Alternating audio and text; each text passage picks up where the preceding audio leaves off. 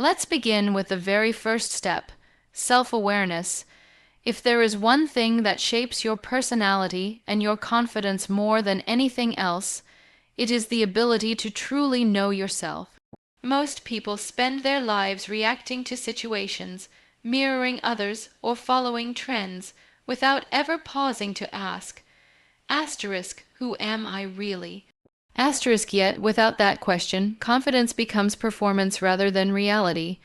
And when confidence is just performance, it cracks under the smallest pressure. Self-awareness begins the moment you wake up. Before you check your phone, before you rush into the day, give yourself a quiet space to notice your state of mind. Ask, what am I feeling right now? Why am I feeling it?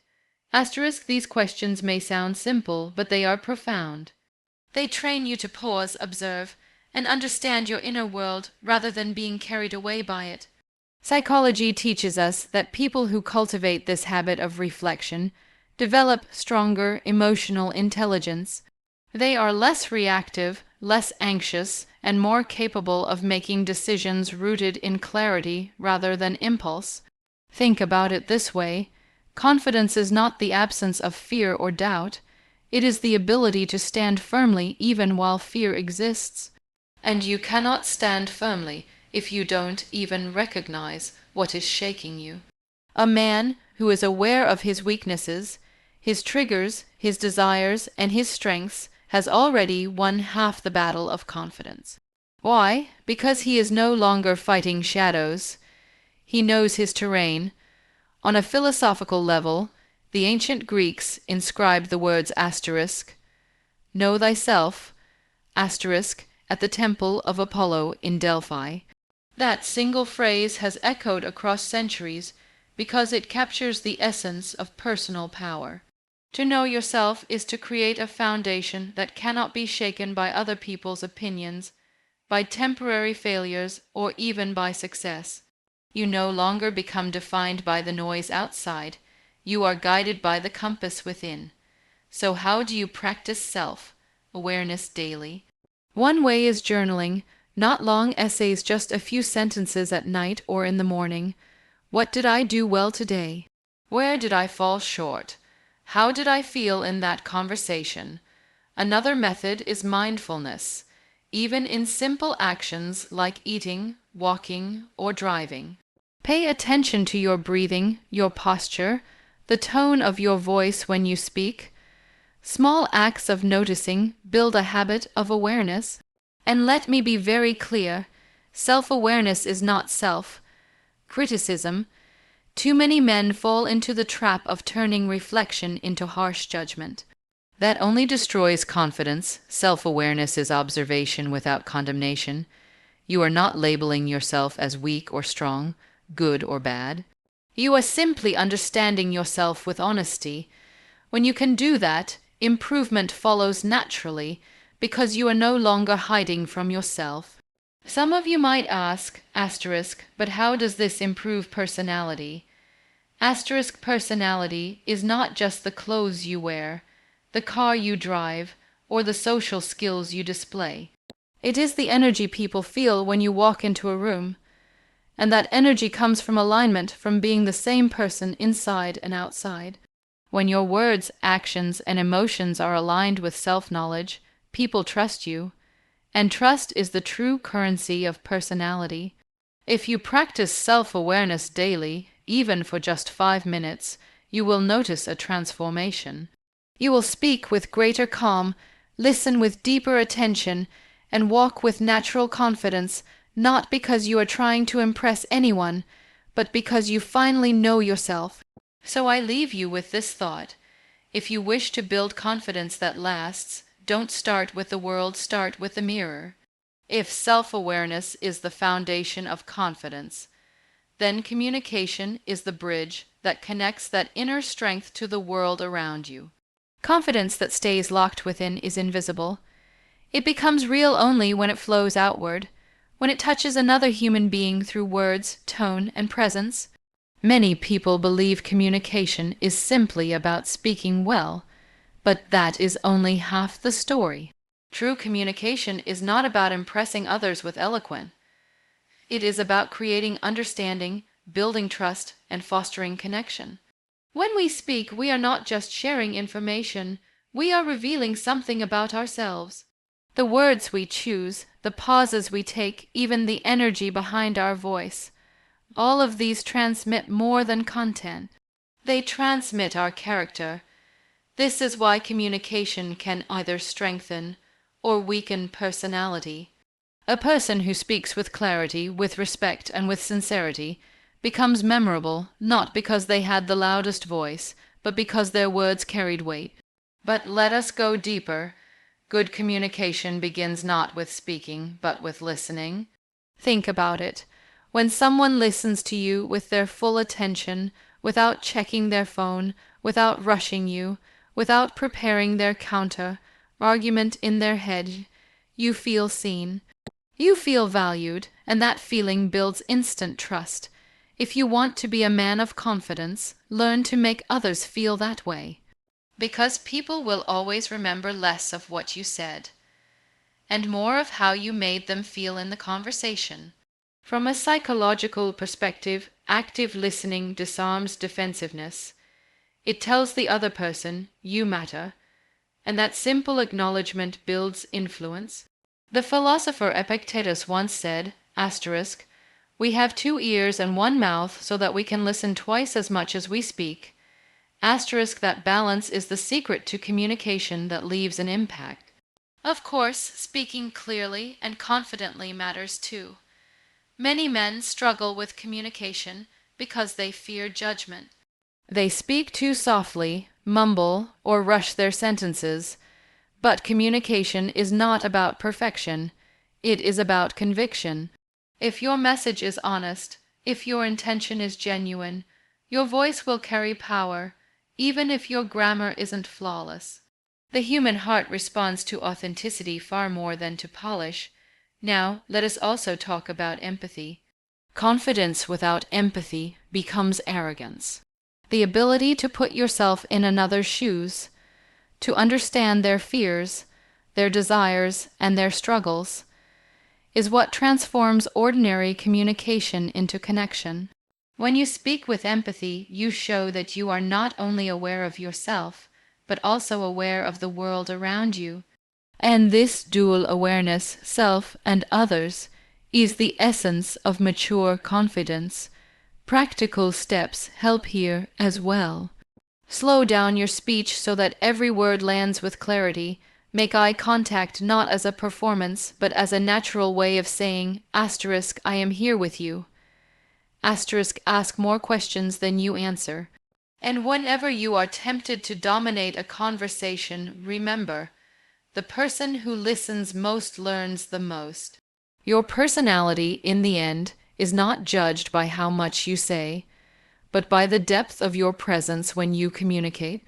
People will gravitate toward you not because you dazzled them with clever lines, but because they felt safe, respected, and understood in your company. That is the mark of a high value.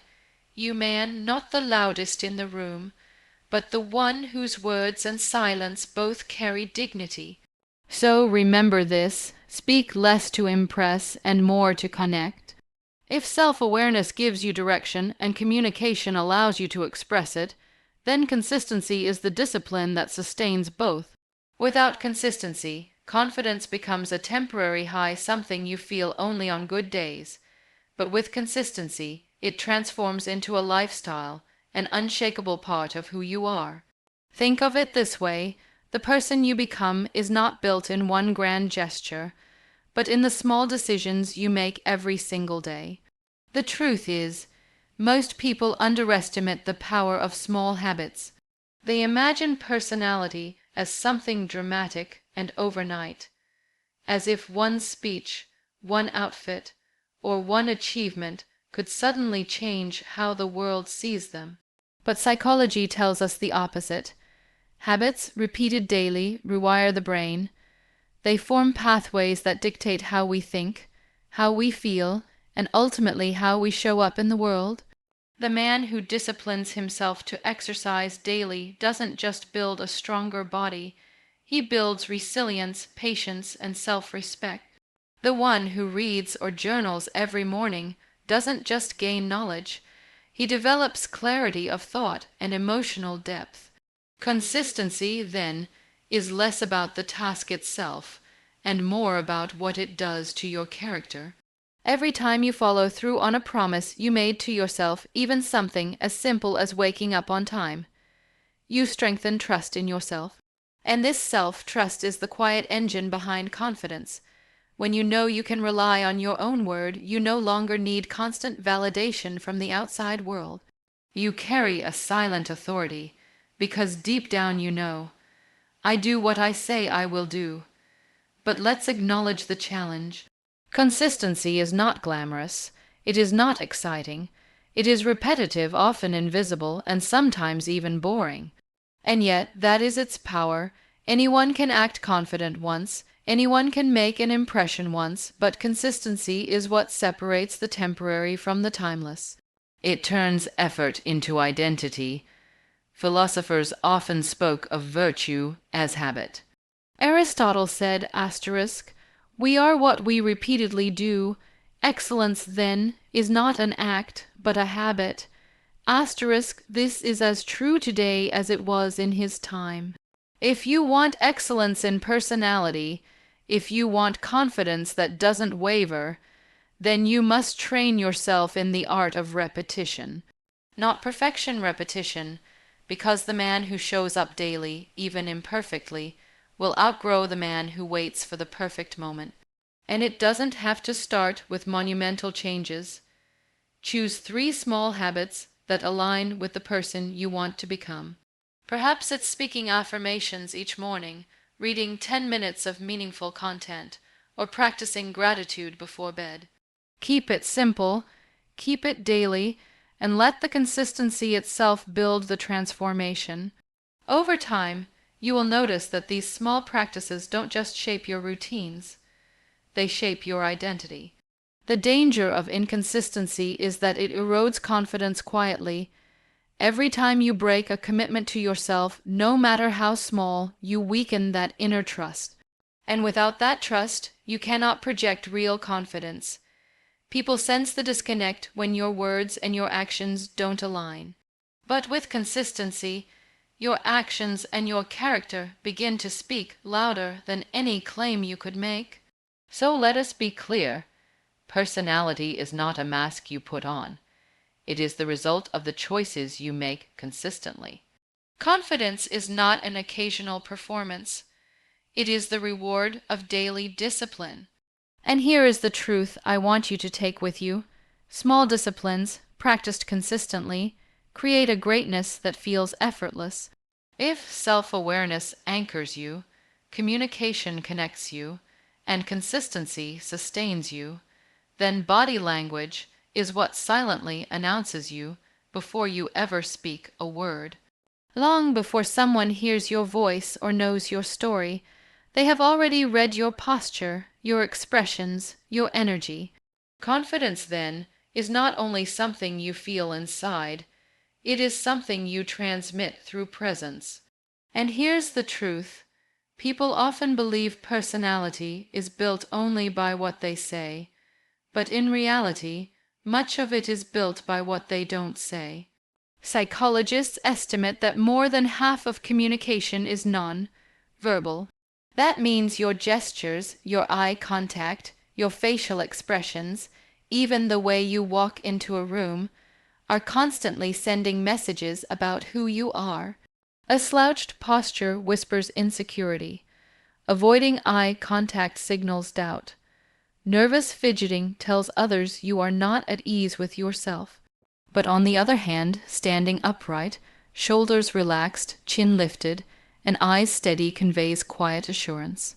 The fascinating part is that even if you don't feel confident, practicing confident body language can actually rewire your brain to feel more confident. Behavior shapes emotion, not just the other way around. This is why presence matters.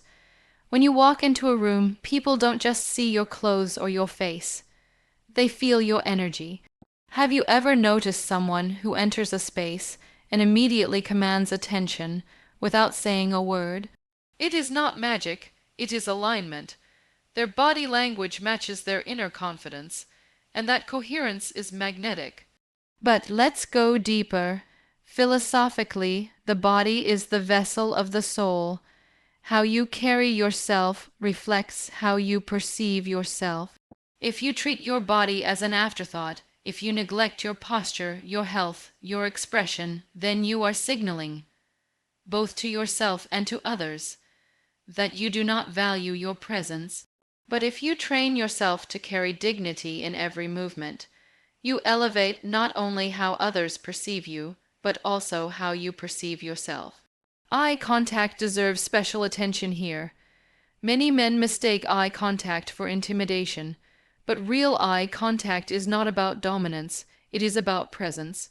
When you look someone in the eye with calmness and sincerity, you are saying, asterisk, I see you, and I am not afraid to be seen. Asterisk, that exchange builds trust instantly. Combine it with a genuine smile, one that reaches the eyes, not a forced grin, and you create warmth alongside strength. The small details matter too. How you shake a hand, how you sit in a chair, how you use your hands when you speak. These little cues shape the entire impression you leave. The key is to be intentional without becoming artificial. Forced gestures look staged, but when your body language flows naturally from an inner sense of calm and confidence, it feels effortless. And let us not forget stillness. In a world addicted to rushing and fidgeting, the ability to be still radiates power. Stillness signals control. It says, asterisk, I am not rushed, I am not pressured, I am grounded.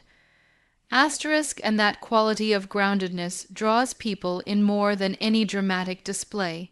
Here is a simple daily practice.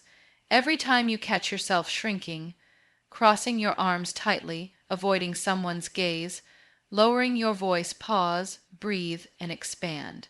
Open your chest, relax your shoulders, look up, and re-enter the moment with presence. These small adjustments, repeated daily, will reshape not only how others see you, but how you see yourself. So remember this, words may inform, but presence transforms. If self-awareness gives you direction, communication connects you, consistency strengthens you, and body language projects you, then your environment shapes the soil in which all of this grows. No matter how disciplined or self-aware you are, if you constantly surround yourself with negativity, with voices that drain your spirit, with environments that suffocate your energy, your confidence will struggle to breathe. Human beings are deeply influenced by the company they keep and the spaces they inhabit. It is not weakness to admit this, it is wisdom. Think about it. You can be intentional with your thoughts.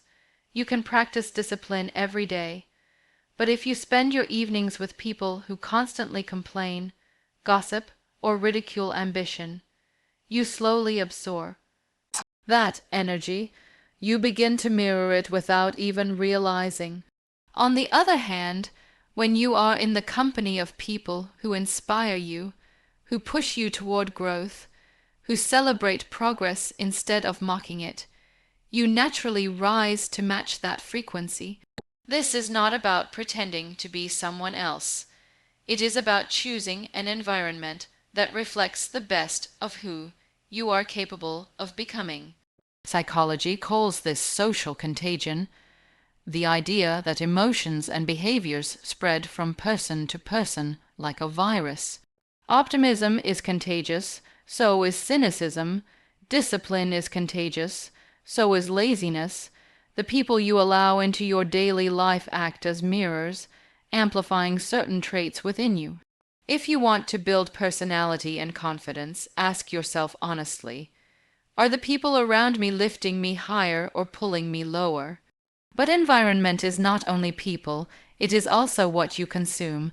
The books you read, the videos you watch, the voices you allow into your head, all of these feed your inner world. If you spend hours drowning in meaningless distractions, do not be surprised if your confidence feels shallow. But if you expose yourself to voices of resilience like Muniba Mazari herself, or to writings that expand your mind, you will find your personality deepening, your confidence rooting itself in something real. On a philosophical level, your environment is not just external, it is also internal. You carry an atmosphere within you, created by your thoughts, your focus, and your beliefs. Two men can walk into the same room. One feels defeated, the other feels empowered. The difference lies not in the room, but in the inner environment they have cultivated. And this is the ultimate truth. You may not always be able to control where you are, but you can always control what you carry within. Practically, this means being intentional. Limit time with those who drain your energy.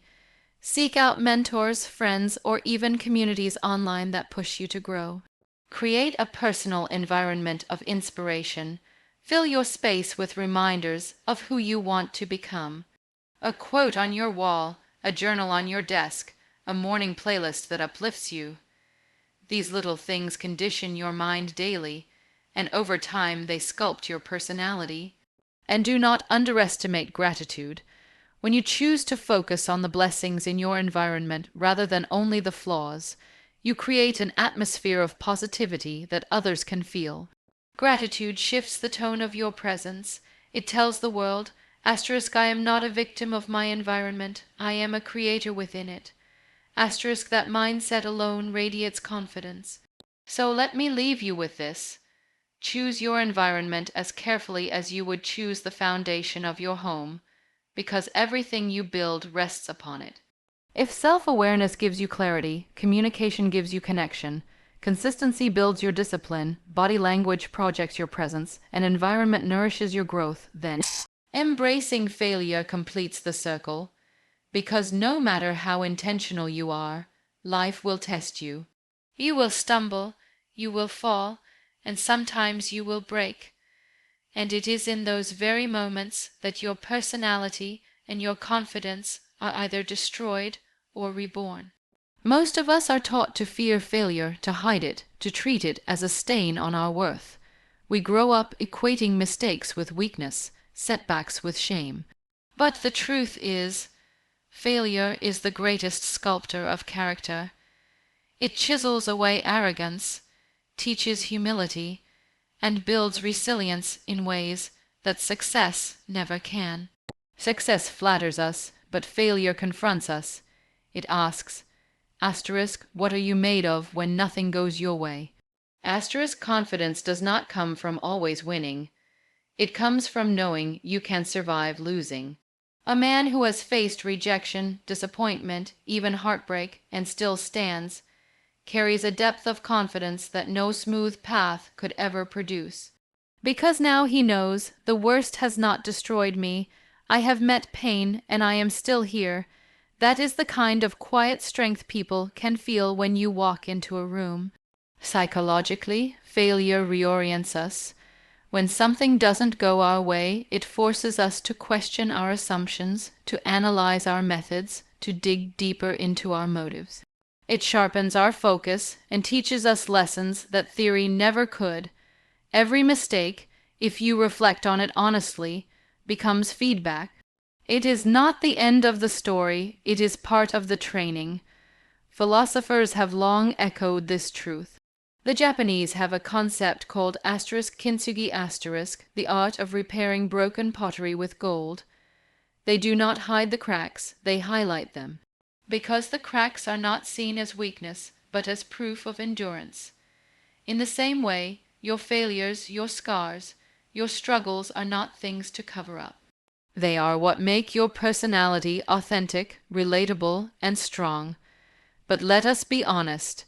Embracing failure does not mean enjoying it. Pain hurts, rejection cuts deep. There is no glory in pretending otherwise.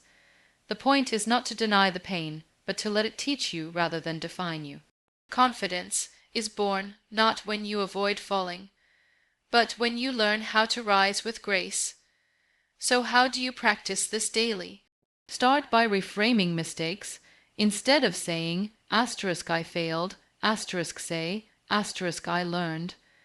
Instead of asking, why me? Ask, what is this trying to teach me? Asterisk, when you approach life with this mindset, failure no longer becomes a dead end, it becomes a stepping stone. And remember, people are drawn not to perfection, but to resilience. They trust the one who has been tested and still chooses to move forward.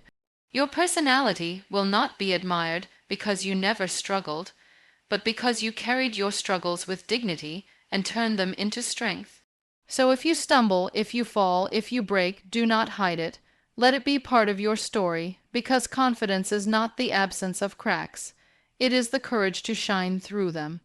And this is the truth I want to leave you with. Failure is not the opposite of confidence. It is the foundation of it.